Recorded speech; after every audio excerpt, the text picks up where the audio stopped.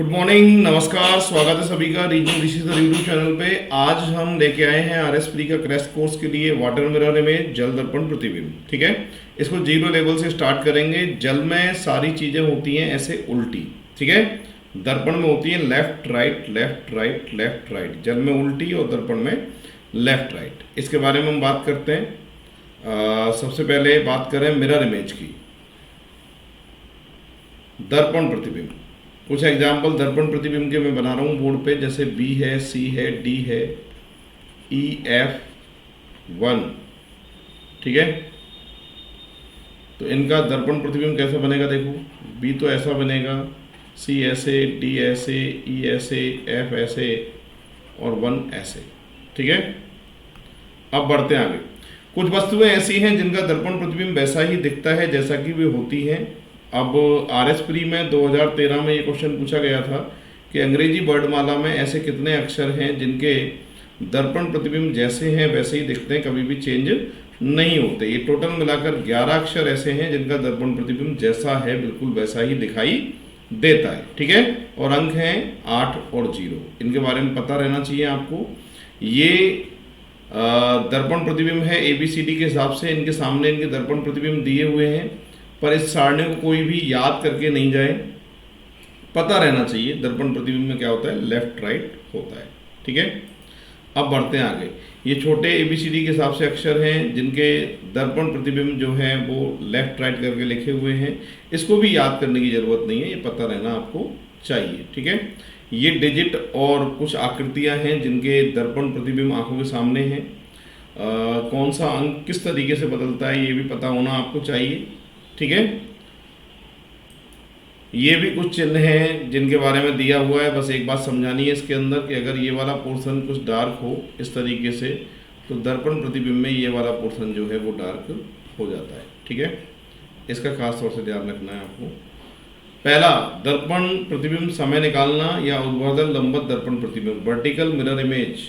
यदि 11 या 11 से पहले का कोई समय दिया होता है, उस समय को 11:60 अर्थात 12 बजे में से घटाकर निकाला जा सकता है, ठीक है।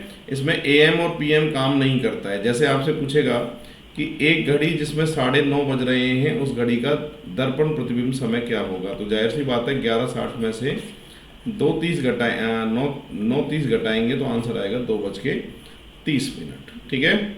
नेक्स्ट, यदि 11 के बाद का कोई समय होता है, यानी 11 के बाद का मतलब होता है 11:01 से लेके 12:59 तक कोई भी समय होता है तो उसको हमेशा 23:60 में से घटाना है। कैसे प्रश्न पूछेगा, आपसे कहेगा एक घड़ी जिसमें 11:25 का समय हो रहा है उस घड़ी का दर्पण प्रतिबिंब समय क्या होगा, तो आंसर आएगा 12:35, ठीक है भाई। तो 11 या 11 से पहले 11:60 और 11 के बाद के लिए 23:60। ये फर्स्ट नंबर का एग्जाम्पल है।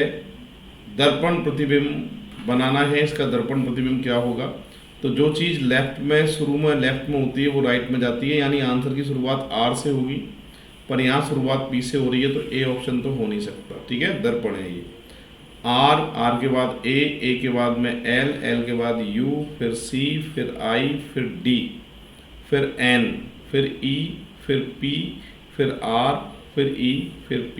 ये सही है। P से शुरुआत नहीं हो सकती है, P से शुरुआत नहीं हो सकती है। ऑप्शन को देखकर करेक्ट आंसर आएगा इसका। कौन सा ऑप्शन, 1 नंबर, ठीक है। अब इसकी पार्श्व दर्पण छवि का मतलब ही मिरर इमेज होता है। यहाँ पर E से शुरुआत होगी, E पर जो G है ना ये उल्टा लिखा है इसलिए ये नहीं हो सकता, EGAMI ये हो सकता है। यहाँ I से शुरुआत तो वैसे ही नहीं होगी और EG सीधा है, करेक्ट आंसर आएगा B ऑप्शन, ठीक है भाई। तो दर्पण में लेफ्ट राइट होता है, बस ये ध्यान रखना है आपको। बढ़ते हैं हम नेक्स्ट एग्जांपल की तरफ। इसका आपको दर्पण प्रतिबिंब बनाना है, यानी आंसर की शुरुआत R से होनी चाहिए, R के बाद E जो है वो होना चाहिए। R सही है, E सही है और T ये वाला गलत है, तो T जो है वो ये वाला T भी गलत है, सीधा T होना चाहिए। S में फेस का चेंज, E सही है, S सही है और C भी सही है। N की बात करूँ तो N में नीचे लाइन है, ऊपर लाइन होनी चाहिए, ये गलत है। करेक्ट आंसर जो आपके आएगा डी ऑप्शन आएगा। ऑप्शन को देख के करते हैं तो बहुत जल्दी सॉल्व होने वाले हैं आपके ये, ठीक है। अब बढ़ते हैं आगे। नेक्स्ट, यहाँ पर देखो m जो है राइट में है तो लेफ्ट में आना चाहिए, यहाँ नहीं आ रहा है तो ये गलत है, यहाँ नहीं आ रहा है तो ये गलत है, ठीक है। m के साथ में z आना चाहिए, तो m के साथ में z आ रहा है, ये गलत है, करेक्ट आंसर आएगा सी ऑप्शन, ठीक है। ये आपके मिरर इमेज का एग्जाम्पल है। इस तरीके से बढ़ते हैं आगे। इसका मिरर इमेज बनाना है तो ये आदमी उल्टा नहीं जा सकता, ये राइट में है तो लेफ्ट में होना चाहिए, ये सही है, ये नीचे है, ये भी नीचे है, करेक्ट आंसर आएगा बी ऑप्शन। तो बहुत ही आसान होता है, बहुत ही आसान चैप्टर है। बढ़ते हैं आगे। इसमें ये डार्क वाला पोर्शन राइट में जाना चाहिए, ये पोर्शन जो है डार्क वाले राइट में जाने चाहिए, यहाँ लेफ्ट में है तो गलत है, और यहाँ राइट में है, ठीक है, यहाँ है ही नहीं, यहाँ है ही नहीं, तो ऑप्शन को देखते ही सॉल्व हो रहा है, बी ऑप्शन करेक्ट आंसर है इसका, ठीक है। आगे बढ़ते हैं नेक्स्ट एग्जाम्पल की तरफ। यहाँ पर ये जो आकृति है ये लेफ्ट में है तो जाहिर सी बात है राइट में जानी चाहिए, तो यहाँ तो गलत है। और यहाँ पर ये इस वाले हिस्से का छोटा ही रहना चाहिए, यहाँ बड़ा आ रहा है इसलिए गलत है, यहाँ बड़ा आ रहा है इसलिए गलत है। करेक्ट आंसर जो इसका आने वाला है वो कौन सा ऑप्शन आने वाला है, बी ऑप्शन आने वाला है, ठीक है। बढ़ते हैं आगे। ये आकृति है, ये डार्क वाला जो पोर्शन है राइट में है तो लेफ्ट में आना चाहिए था, और ये तो गलत हो गया। साथ के साथ में ये जो हिस्सा है जो राइट में है तो ये लेफ्ट की तरफ आना चाहिए था, और इसका मुंह जो है अंदर की तरफ बनेगा, पर इसमें गुंडी बन नहीं रही है इसलिए ये गलत है, और इसमें जो है एक ही गुंडी है इसलिए ये गलत है। तो मैं कह सकता हूँ इसका करेक्ट आंसर जो आएगा वो बी ऑप्शन आएगा, ठीक है। पूरी बात देख लो एक बार, बिल्कुल सही है, आंसर बी ऑप्शन आएगा, ज़्यादा सही बी है इसमें। इसकी बात करें तो ये लेफ़्ट में है तो राइट में जाना चाहिए, लेफ़्ट में ही है, ये भी लेफ़्ट में ही है। अब ये डिज़ाइन ख़ास तौर से ये है ना, इसका मुंह इधर है तो मुंह इधर होना चाहिए था, ये सही है, इसका मुंह नीचे है, करेक्ट आंसर बी ऑप्शन आएगा, ठीक है भाई। बढ़ते हैं आगे अगले एग्जाम्पल की तरफ। इसमें जो ये है राइट में है तो ये लेफ्ट में जाना चाहिए था, इसमें राइट में आ रहा है, इनमें ठीक है।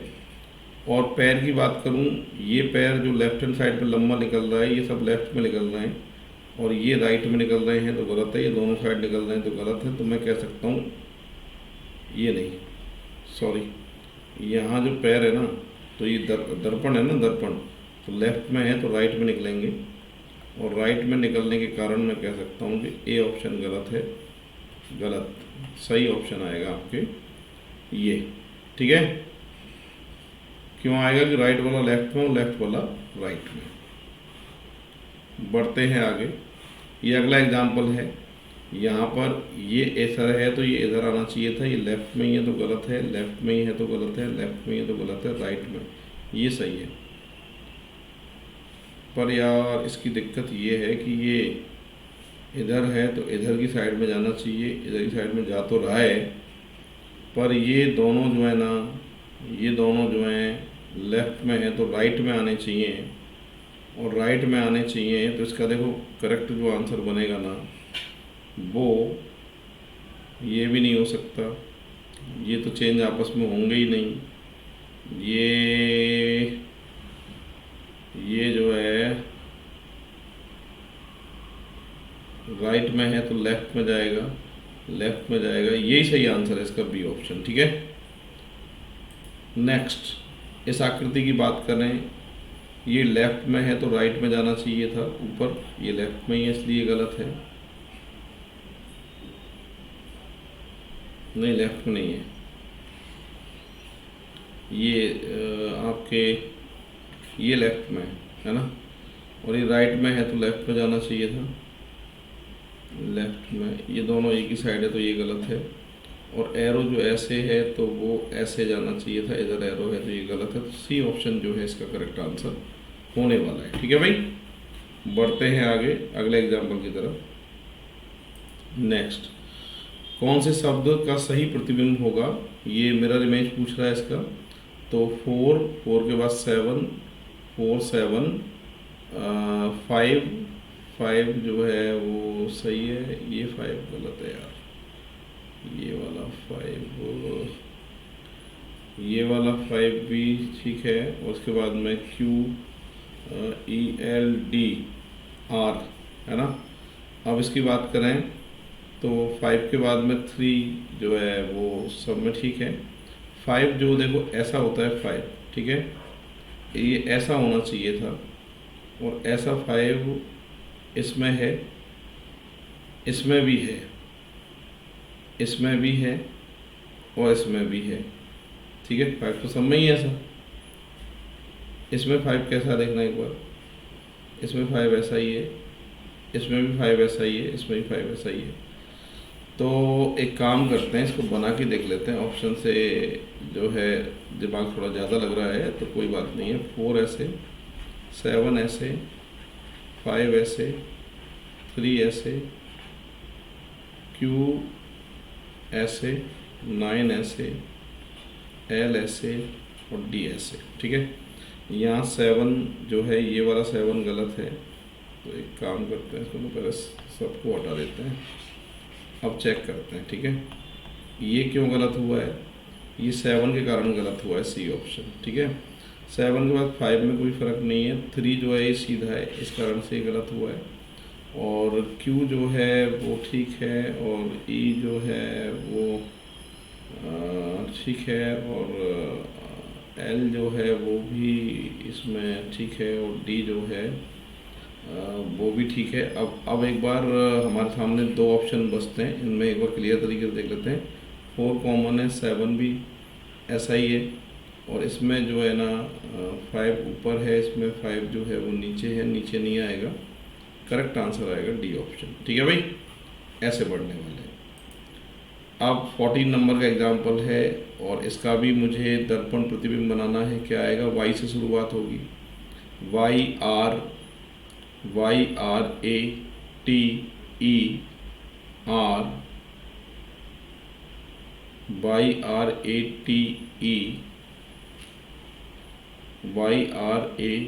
सीधा है, ये तो गलत हो गया। YRATERCE5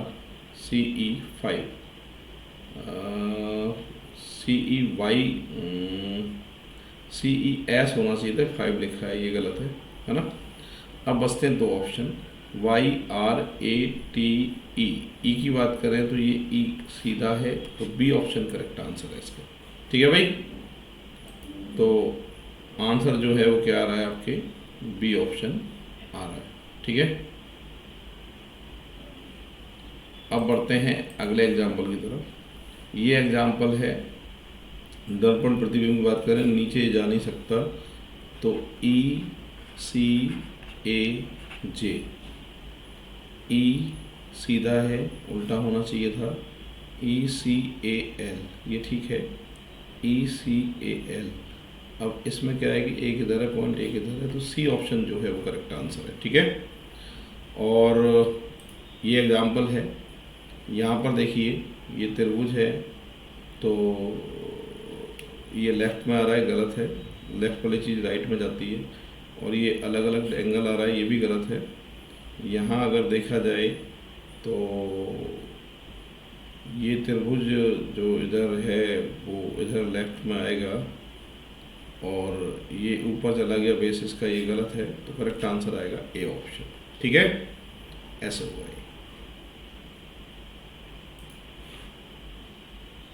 हाँ जी, बढ़ते हैं नेक्स्ट एग्जाम्पल की तरफ। देखिए पूरी क्लास।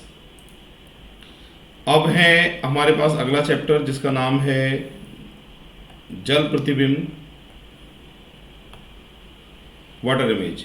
जल में सारी चीज़ें कैसी होती हैं, उल्टी होती हैं, ठीक है। कुछ एग्जाम्पल जल प्रतिबिंब के लेते हैं। यहाँ पर देखिए, ए जल में ऐसा दिखता है, एफ जल में ऐसा दिखता है, एक जल में जो है वो ऐसा दिखता है, 5 जल में जो है वो ऐसा दिखता है, ठीक है, 4 जल में जो है वो ऐसा दिखता है।